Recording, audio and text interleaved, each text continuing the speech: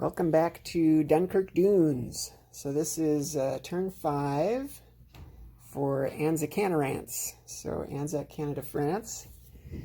And here is the purchase for the Canadians. So the Canadians have 15 to spend. I'm going to buy a strategic bomber and an infantry. For the Anzac, they have 35 to spend, and I can only build 3 units because I only have a minor factory there. And so what I'm gonna build are 3 fighters, and so I'm carrying over 5, but since here's the situation, New South Wales is in serious trouble here. It looks like the Japanese are probably going to take it next round. So what I'm going to do with the 5 that I have to carry over, I'm going to, at the start of round 6, I think that's when that happens, I'm going to take 4 of the 5 that I have, and I'm going to spend it on tech so that it doesn't fall in the hands of the Japanese. But those are the purchases. And then as far as movements go, I don't believe I have any actual combat movements this turn. I just have non-combat movements. And so what we're going to do here is several things. We'll just start over here on the Canadian side. So we'll start here. This, and I've kind of been going back and forth what I want to do with this guy, but I think this transport is going to pick up the guy in the artillery, and he's leaving from a naval base. He can move 3. I think this particular one, I'm going to move him 1, 2, 3 up into 119, where I believe he is safe, and I'm going to drop off the 2 guys I'm carrying there in Scotland. So also up on this side of the board, the fighter in Iceland is going to go 1, 2, 3, 4, land in London. Down here on this side of the board, this transport that's in 87 is going to pick up the 2 Canadians that are in French West Africa, and he's going to move up here just to 91, and I'm going to go ahead and drop these guys off. It doesn't really matter where I drop them off, but I suppose I'll drop them in Morocco. Let's see, just pull off the markers as we go along here.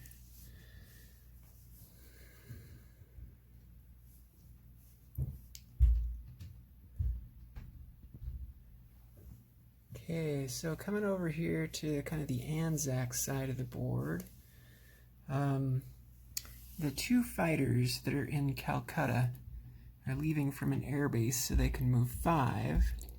They're going to go 1 into 39, 2 into 41, 3 into 42, 4 into 44, and then 5 land on Celebes. Both of them are going to Celebes.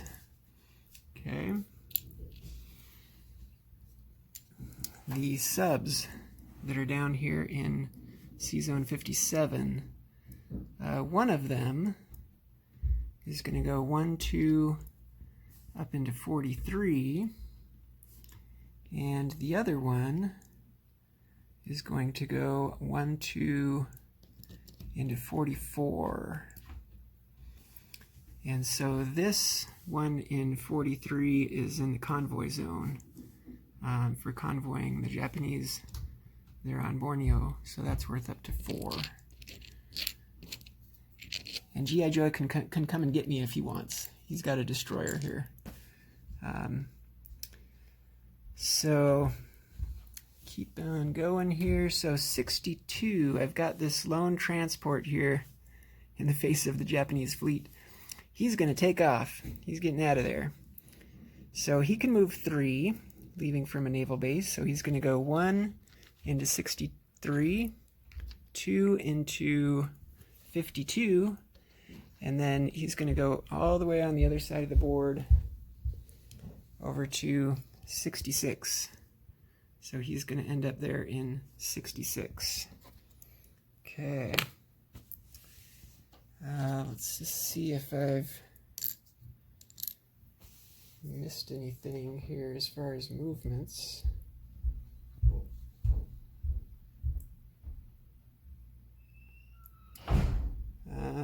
I guess I have the French movement still to do. There's just a few little ones there.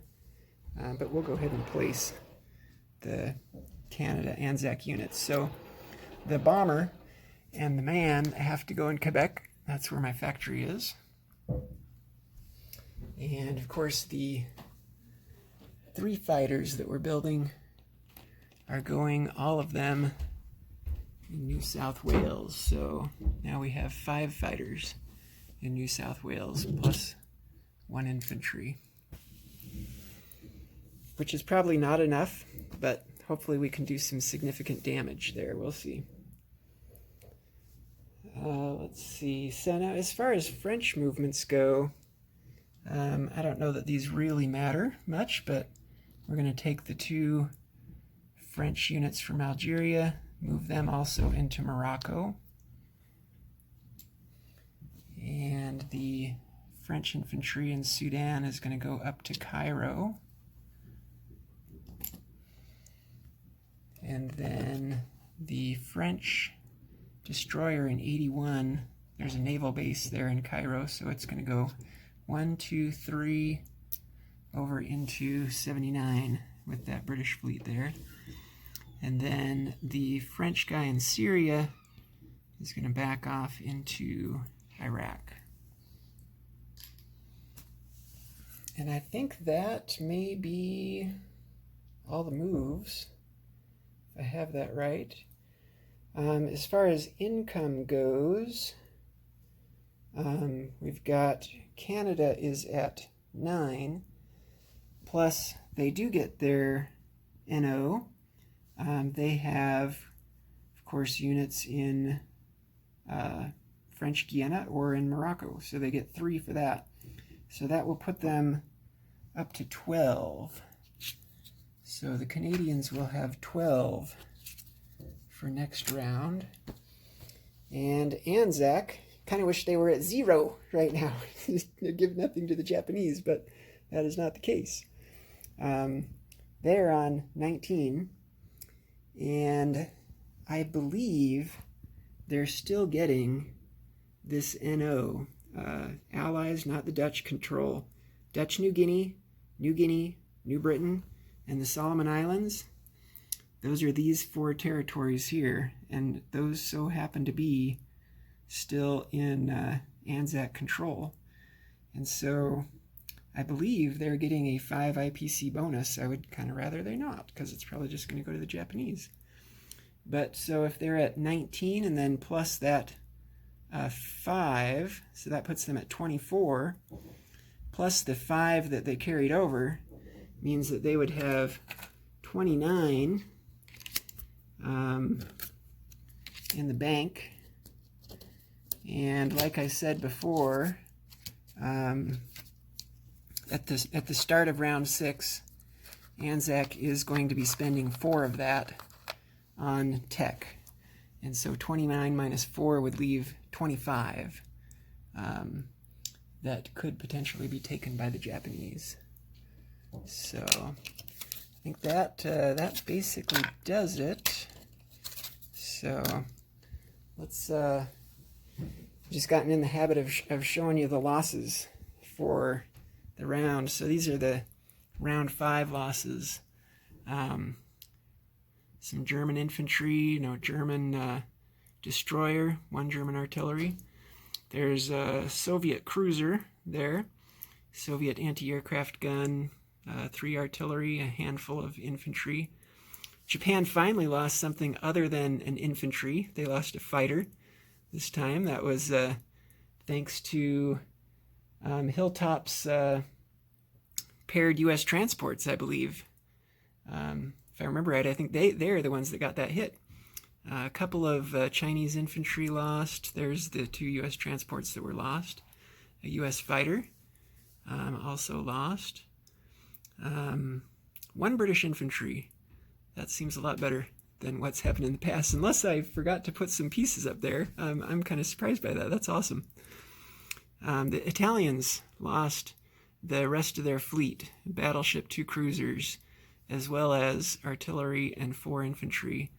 And then, of course, Anzac Canada, a couple of infantry transport, and an anti-aircraft gun. So thanks for watching, guys. And we're on to round 6. So we're back over to my good friend Detroit, who's in command of the Third Reich. We'll see what he's got planned.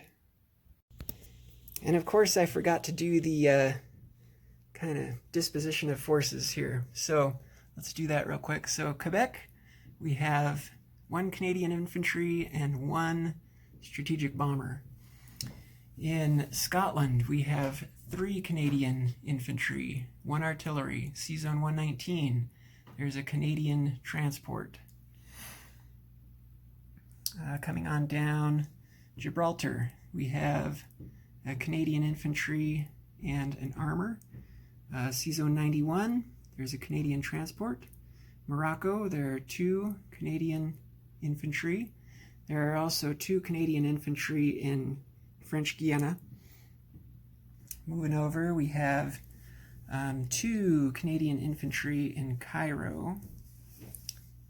We have, let's see, we've got 1 Anzac infantry on Sumatra, 1 on Java. Celebes, we have 1 infantry, 1 artillery, 2 fighters. C-Zone 44, there is a sub. C-Zone 43, there's another Anzac sub. Dutch New Guinea, there is an infantry and an anti-aircraft gun. Solomon Islands, there is an infantry. New South Wales, there are 5 fighters and an infantry. And C-Zone 66, forgot to mention, way over here on the edge of the Atlantic board, there is a transport, which is now Canadian, based on the way the BBR rules work. As far as French, so French, we've got 2 infantry in London, 2 infantry in Morocco, 1 infantry and 1 fighter in Cairo, 1 infantry in Iraq, and 1 destroyer in C-Zone 79. If you guys will let me, I think I would like to go ahead and move that French fighter. Let's see. No, you know what? I'm going to leave him right where he is. So I think that's it. Thanks for watching.